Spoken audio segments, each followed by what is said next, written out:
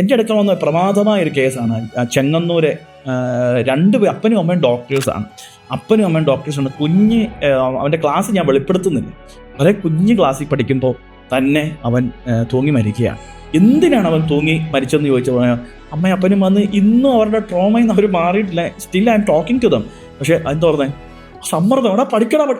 അവന് പഠിക്കാൻ പറ്റുന്നില്ല, അവന് താങ്ങാൻ പറ്റുന്നില്ല. അവന് മനസ്സിലായി എന്നെ കൊണ്ട് പറ്റത്തില്ല, ഇവരെ കൊണ്ട് സന്തോഷിപ്പിക്കാൻ വേണം, നടക്കത്തില്ല. അതെ, ഞാനും 2 കുഞ്ഞുങ്ങളുടെ അപ്പനാ, ജെറിയും ഒരു ഫാദറാണ്.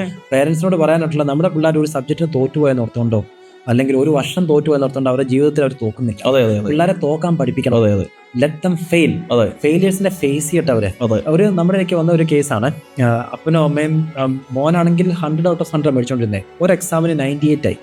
ഈ 2 മാർക്ക് കുറഞ്ഞ് എന്തിനാന്ന് ചോദിച്ചാൽ അമ്മ ആ കുട്ടിയെ വഴക്ക് പറയാൻ തുടങ്ങി. ആ കുട്ടി ഡിപ്രഷനിലേക്ക് പോവാണ്. അപ്പനും അമ്മയും കൂടെ വന്ന് കൊച്ചിയോട് സംസാരിച്ച് ഒരു 1-2 സെഷൻ കൊണ്ട് കുട്ടി ഓക്കെ ആയി. ഞങ്ങൾ ആ പേരൻസിനെ ഡീൽ ചെയ്യേണ്ടി വന്നു.